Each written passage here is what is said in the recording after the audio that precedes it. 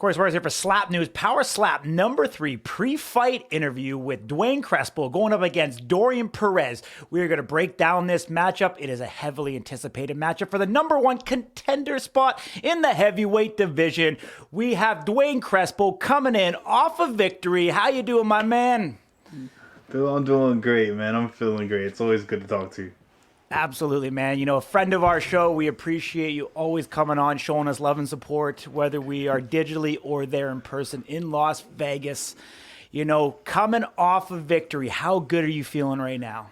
Dude, very good. Feeling very good. Especially, like I have that one loss and that guy ended up being the champion. So it's always like I could be the champ right now if I didn't lose.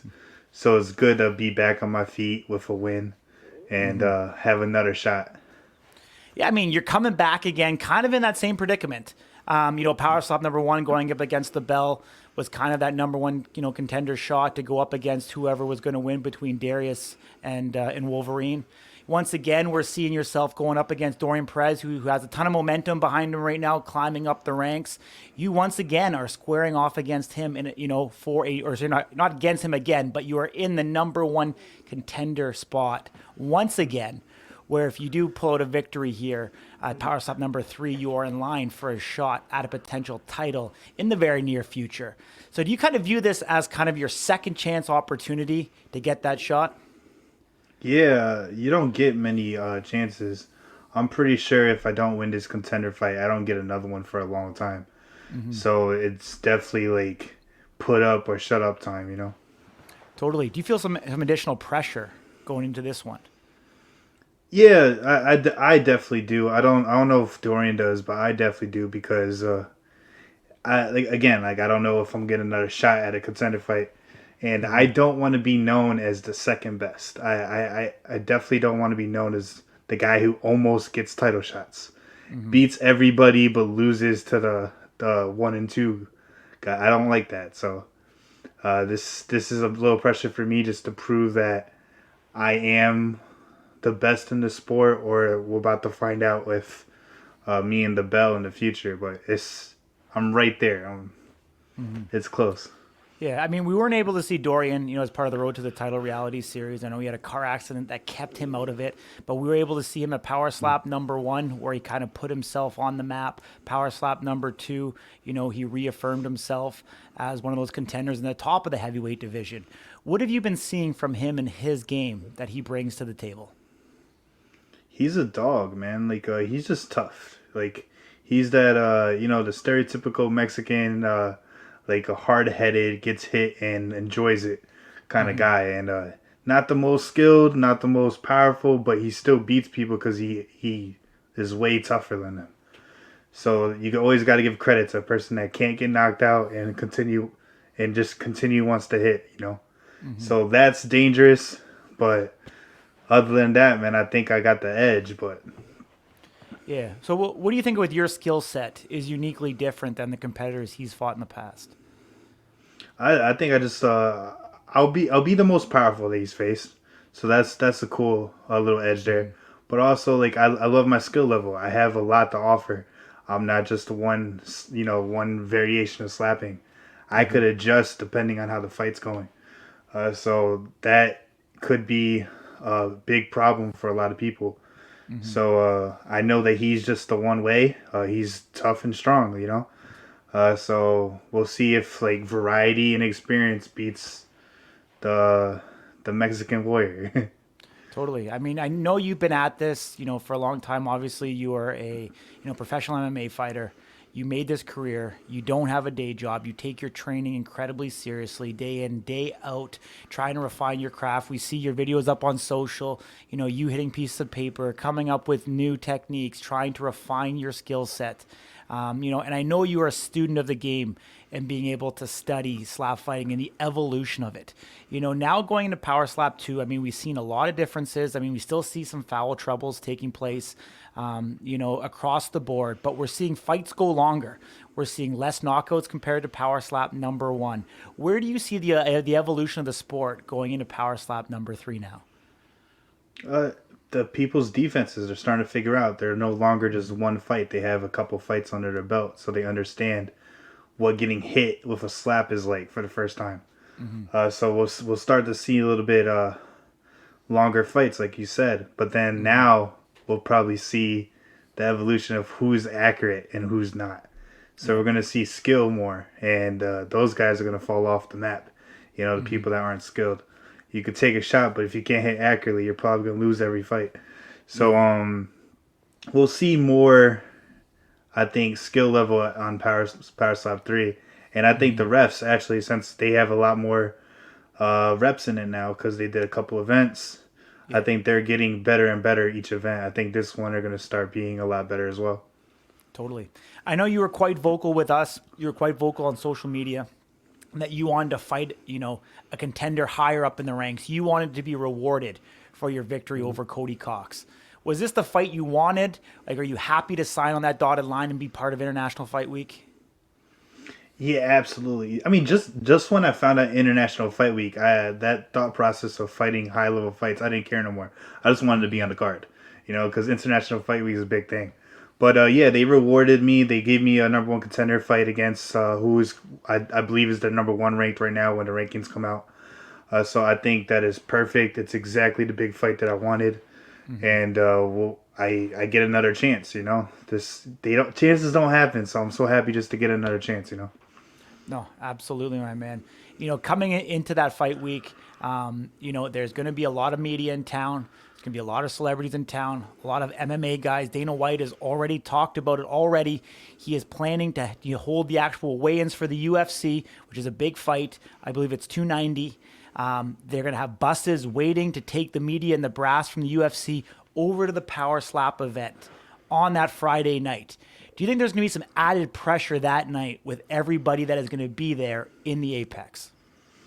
Yeah, if anybody could stay calm during International Fight Week, I don't know how you're doing it, man. Like, give me the Mm-hmm. tips, because like this is considered the biggest thing in the fight world, Yeah. and to be a part of something like this is just huge. Like I said, I wanted to be a spectator for a long time, and now I'm a part of International Fight Week and a Mm-hmm. very big fight for Power Slap 3.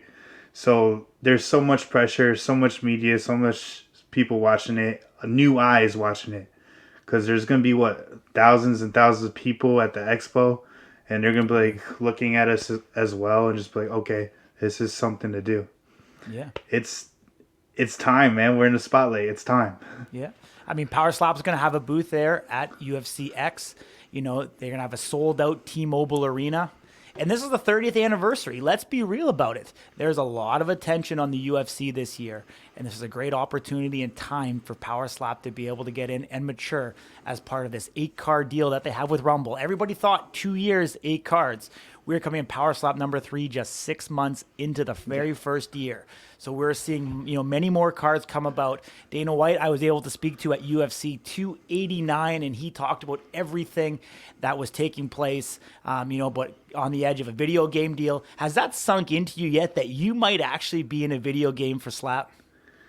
I remember when I first started this, they had me sign a contract, and it was mentioned in there, Mm-hmm. the video game deal, and it was unreal. It was like, okay, if they do this, that's kind of cool, but I Mm-hmm. doubt that that's gonna happen anytime soon.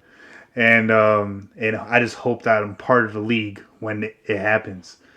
To find out that it's happening soon, and I know that I'm still gonna be a part of it, and it's pretty unreal now. I was like, shoot, I Mm-hmm. want to play myself in a video game. That's just it's sick.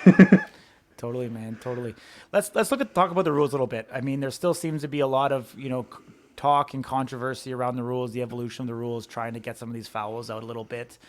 Um, do you believe with the experience, as we kind of talked about before, that things are going to start to get cleaner? Do you feel like you are, in a better position now to have a cleaner and safer match going into Power Slap number 3 with all these eyes on it, that you're going to be able to deliver, you know, both giving and receiving, in a way that, slap fighting should be?